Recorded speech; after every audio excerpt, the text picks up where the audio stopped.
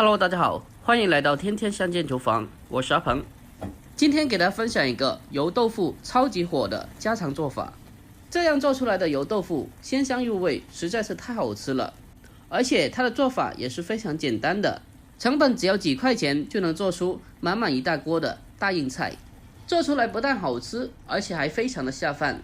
里面的油豆腐吸满了汤汁，吃起来比龙肉还要更加的好吃。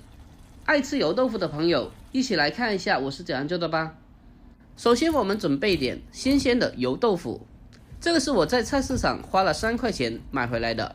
我们先把油豆腐放到温水中给它清洗一下，将油豆腐给它简单的清洗一下，这样吃起来油豆腐就不会太过于油腻了，而且口感也会更好。将油豆腐清洗干净以后，我们把它捞出来挤干水分。接下来我们将油豆腐给它放在案板上，用刀给它对半切开，切成2半，这样的话方便油豆腐更好的入味。如果油豆腐比较小的情况下，我们用剪刀给它剪个小口子就可以了。将油豆腐全部切好了之后，我们先给它装进一个大一点的碗中。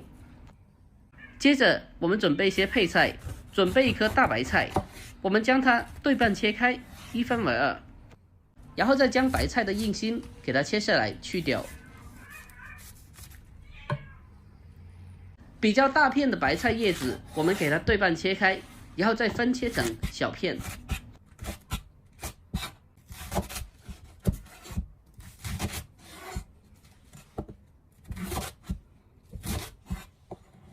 将白菜全部切好之后，我们先给它装进一个盘中备用。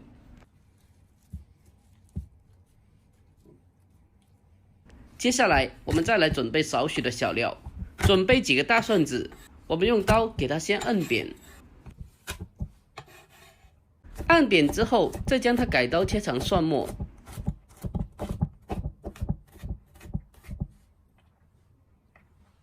切好之后先给它装进小碗中备用。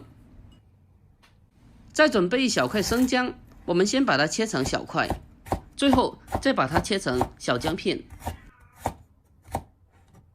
切好之后和蒜末放在一起备用。接下来我们再准备几个小米椒，先将辣椒蒂切下来去掉，然后再切成小圈。要是不能吃辣的话，我们可以少放一点，或者是不放。全部切好之后，给它一起的装进小碗中。再准备1小把小葱，我们将它清洗干净以后，再改刀切成葱段。切好之后，给它单独的盛放出来备用。接着我们再准备小块新鲜的五花肉，我们将五花肉清洗干净以后，再将它改刀切成厚厚的薄片。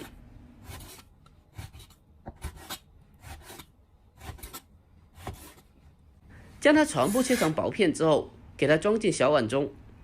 所有的材料准备完毕，接下来我们再准备小碗，碗中加1勺生抽酱油，再来上老抽小半勺调色，还有适量的蚝油，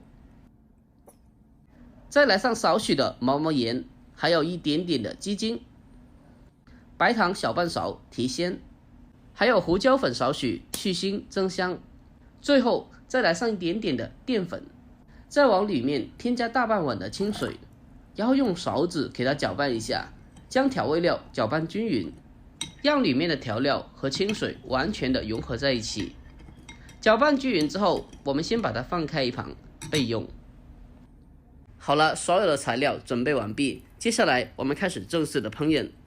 砂锅中添加少许的食用油，油热之后将切好的五花肉放进来，用小火给它煸炒一下，将五花肉煸炒至变色。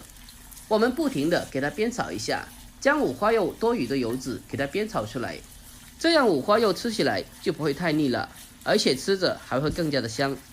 将猪肉稍微的煸炒出油脂后，接着我们再把切好的小料给它放进来，然后继续的在小火给它煸炒，把姜蒜的香味给它煸炒出来。亲爱的朋友们，视频已经看到这里了，如果觉得我的视频对你有帮助的话，那么就麻烦您伸出您发财的小手，帮我点个赞呗。您的每一个点赞和留言都是我前进最大的动力。在这里真心感谢您了，感谢您。炒香以后，接着我们再将白菜给它放进来，最后再把油豆腐给它放进来，给它平铺开，给它整理整理。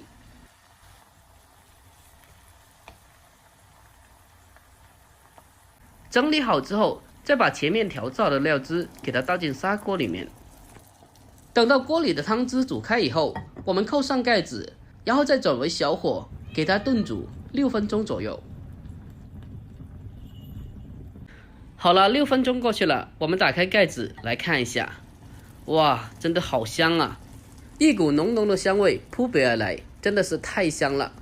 这时候我们用筷子将油豆腐给它按压一下，这样面上的油豆腐才能更好的入味。这时候我们再把剩下来的小米椒给它放进来，还有葱段也给它放进来，撒在面上，然后再次的扣上盖子，给它继续的焖煮30秒。30秒后再次的打开盖子，我们来看一下，这时候的油豆腐它吸满了汤汁，特别的鲜香入味，而里面的白菜也已经是炖得软烂了。一道非常简单、美味又好吃的油豆腐白菜包就这样做好了。这道菜里面有荤有素，吃起来营养丰富，而且香味十足，吃起来既下饭又下酒。这样一份饭店里面最起码要卖到58块钱，但是如果我们自己在家里面做的话，整道菜的成本不到8块钱，做出来好吃下饭的同时，而且还非常的经济又实惠。喜欢的朋友不妨可以收藏起来，按照我这个方法来试做一下。好了，今天的视频就到这里啦。喜欢我的视频记得点赞、关注、留言并转发哦。我每天都会更新不一样的家常美食，关注我，关注天天相见厨房。我是阿鹏，我们下期再见。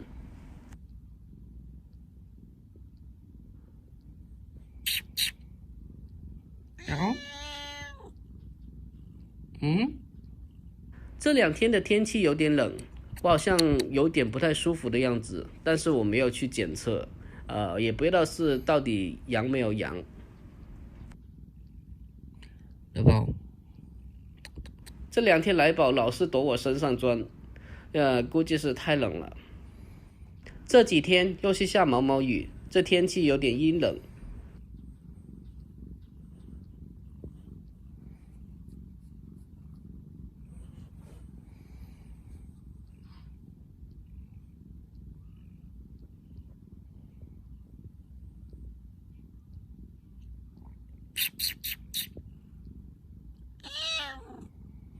好了，这个视频就到这里了，我们下个视频再见吧。